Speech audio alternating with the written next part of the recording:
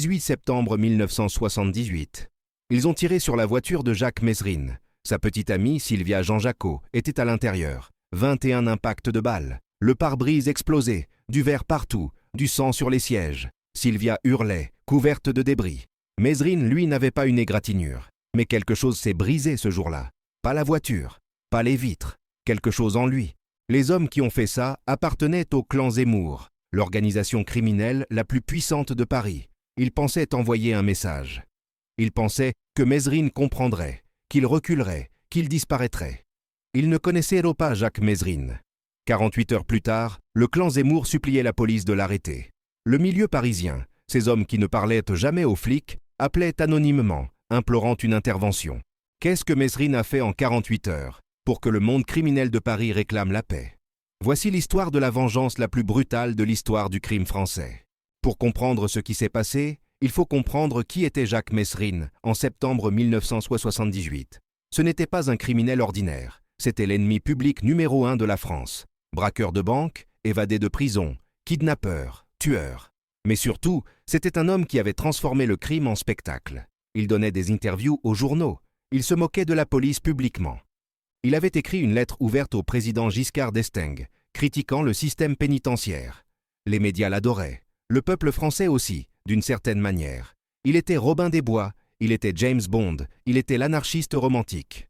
Mais dans le milieu criminel, Mezrine était autre chose. Il était imprévisible, dangereux, incontrôlable. Il ne respectait pas les codes, il ne payait pas de tribut aux parrains. Il opérait seul, avec sa petite amie Sylvia comme complice. Et ça dérangeait beaucoup de monde. Le clan Zemmour contrôlait le 18e arrondissement. Protection, prostitution, trafic d'armes, tout passait par eux.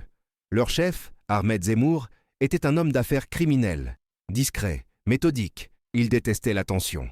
Et Mezrine était l'attention incarnée. Chaque braquage faisait la une. Chaque évasion mobilisait des milliers de policiers. Et toute cette chaleur policière, elle retombait sur tout le monde.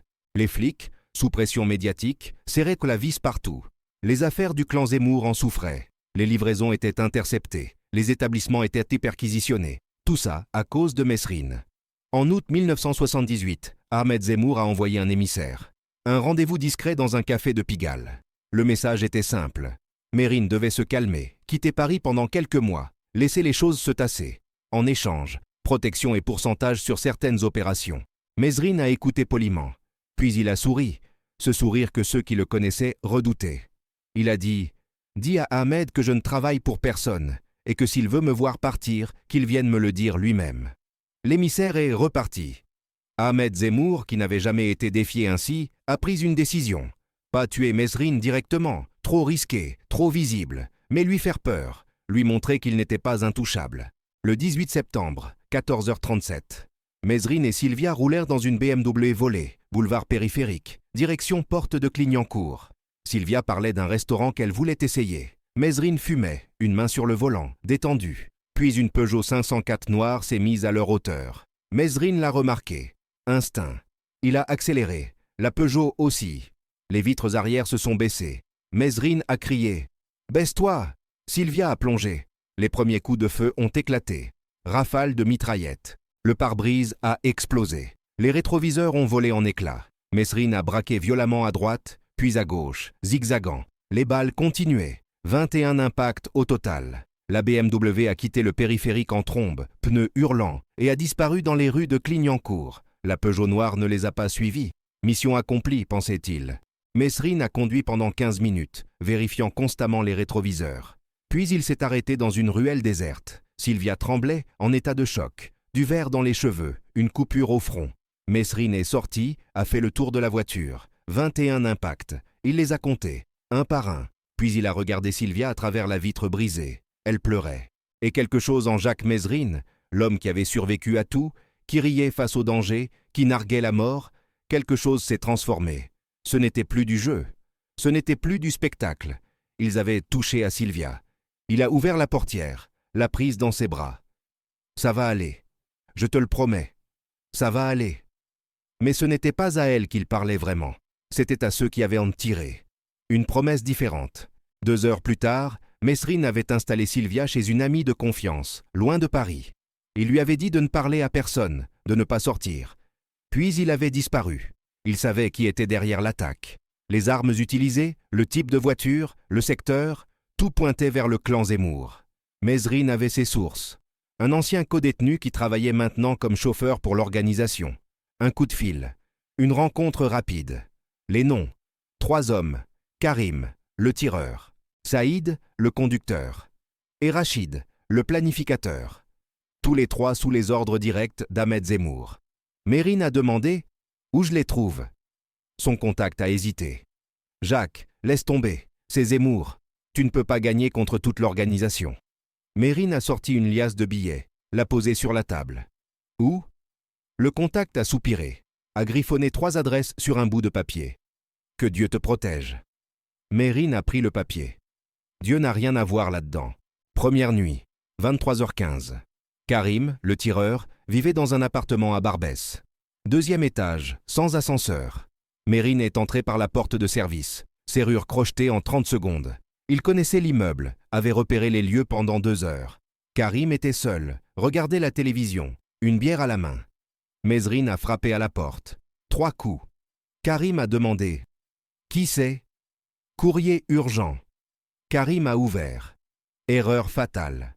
Mesrine l'a poussé à l'intérieur, pistolet sous le menton. « Tu te souviens de la BMW, boulevard périphérique 21 coups de feu ?» Les yeux de Karim se sont écarquillés. Terreur pure. « Mesrine, écoute, c'était pas personnel, c'était un ordre. » Un ordre. Mesrine a souri. Ce sourire glacial. Ma petite amie avait du verre dans les cheveux. C'était personnel pour moi. Ce qui s'est passé ensuite, les voisins l'ont entendu. Pas des coups de feu. Pire, des cris. Puis le silence. Quand la police a trouvé Karim le lendemain matin, après un appel anonyme, il était vivant. Techniquement. Les 2 mains brisées, les genoux explosés, et un message écrit au marqueur sur son torse. « On ne touche pas à ce qui m'appartient. » 2e nuit. Saïd, le conducteur, était plus prudent. Il vivait dans une maison protégée à Aubervilliers, avec 2 gardes du corps. Mesrine ne pouvait pas entrer directement. Alors il a attendu. Patience.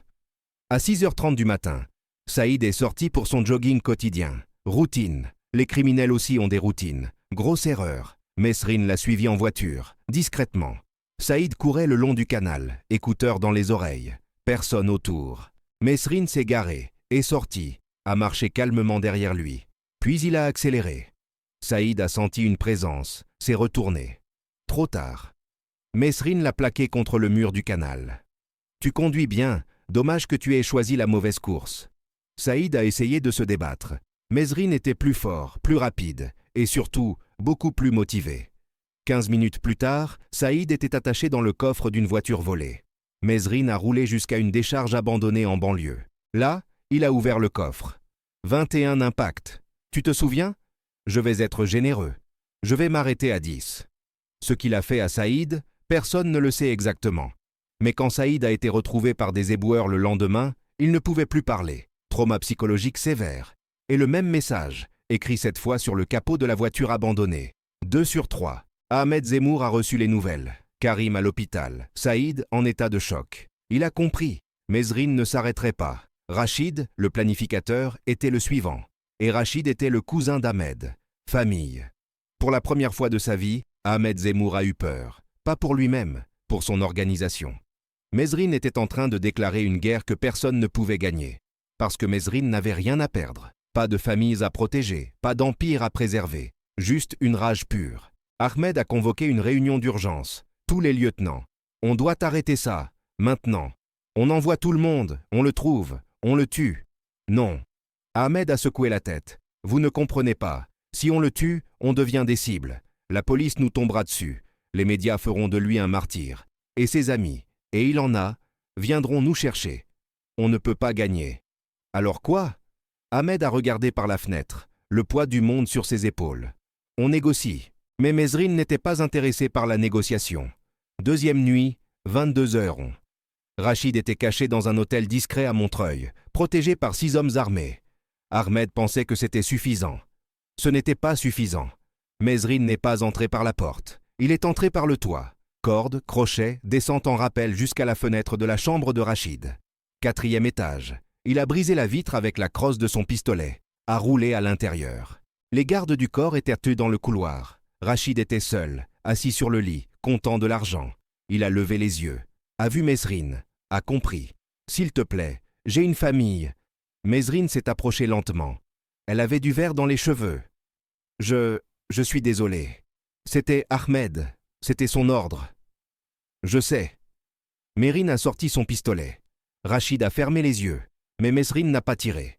Il a frappé Rachid avec la crosse, l'assommant. Puis il a ouvert la porte de la chambre. Les 6 gardes du corps se sont retournés, armes levées. Mesrine a jeté Rachid inconscient dans le couloir. « Dites à Ahmed que c'est fini. Les 3 hommes ont payé. Mais s'il me cherche encore, s'il touche encore à Sylvia, je ne m'arrêterai pas aux exécutants. Je remonterai jusqu'à lui, et je prendrai mon temps. » Puis il est reparti par la fenêtre, a disparu dans la nuit, avant que quiconque puisse réagir.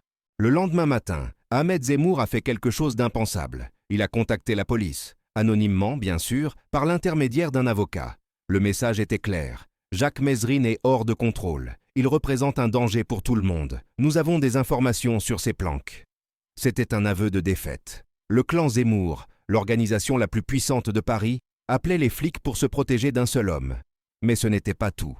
D'autres organisations criminelles, voyant ce qui s'était passé, ont fait de même. Le milieu marseillais, les Corses, même les petits gangs de banlieue, tous envoyaient le même message. Arrêtez Mesrine, avant qu'il ne détruise tout. La police, ironiquement, ne savait pas quoi faire de ces informations. Mesrine était déjà leur priorité numéro 1. Mais maintenant, le monde criminel les suppliait de l'arrêter. C'était du jamais vu. 48 heures après l'attaque sur sa voiture, Jacques Mesrine était devenu plus qu'un criminel. Il était devenu une force de la nature, une tempête que personne ne pouvait contrôler. Ni la police, ni le milieu. Il avait fait ce qu'aucun homme seul n'avait jamais fait. Il avait mis à genoux toute la pègre parisienne. Pas avec une armée, pas avec de l'argent, avec de la volonté pure. Et un message simple, ne touchez pas à ce qui m'appartient. Ahmed Zemmour a envoyé un dernier émissaire à Mesrine. Une lettre, livrée par un intermédiaire neutre. Nous reconnaissons notre erreur. Nous vous laissons tranquilles. Vous nous laissez tranquilles. Paix. Mesrine a lu la lettre, l'a brûlée. A dit à l'intermédiaire, « Dis-leur que j'accepte, pour l'instant, mais qu'ils se souviennent de ces 48 heures, qu'ils se souviennent de ce qui arrive quand on me provoque. » Les semaines suivantes, un calme étrange s'est installé. Mesrine a continué ses braquages, ses provocations médiatiques. Mais le milieu criminel, silence total. Personne ne le touchait, personne ne parlait de lui. C'était comme s'il n'existait pas pour eux. Un fantôme, trop dangereux pour être affronté. Sylvia est revenue à Paris. Mesrine lui a offert un collier en diamant, volé lors d'un braquage. Pour remplacer le verre dans tes cheveux, elle a souri. Tu es fou, Jacques. Je sais, mais je suis ton fou. Ils ont ri, mais tous les deux savaient. Ce n'était qu'une question de temps. La police se rapprochait, les informations du milieu aidaient. Et le 2 novembre 1979, 1 an et demi plus tard, Jacques Mesrine a été abattu porte de Clignancourt. 21 impacts de balles, ironie du destin, le même nombre que sur sa BMW. Mais ces 48 heures, septembre 1978, sont restées dans la légende. Dans les bars du 18e arrondissement, on raconte encore l'histoire. Comment un seul homme a fait plier tout le milieu parisien. Comment Jacques Mesrine, l'ennemi public numéro 1, est devenu l'homme que même les criminels craignaient. Pas parce qu'il était le plus fort, pas parce qu'il avait la plus grosse organisation, mais parce qu'il n'avait absolument rien à perdre.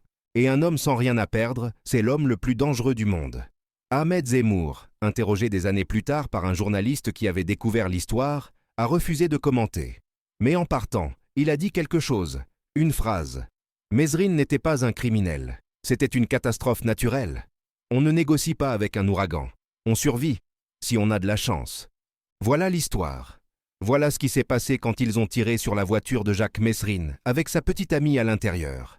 Voilà pourquoi, 48 heures plus tard, le monde criminel de Paris réclamait la paix. Parce que Jacques Mesrine leur avait rappelé une vérité fondamentale. La vengeance n'a pas de prix, et certains hommes rares, sont prêts à tout brûler pour protéger ce qu'ils aiment. Si cette histoire vous a marqué, partagez-la. Commentez. Qu'auriez-vous fait à la place d'Ahmed Zemmour?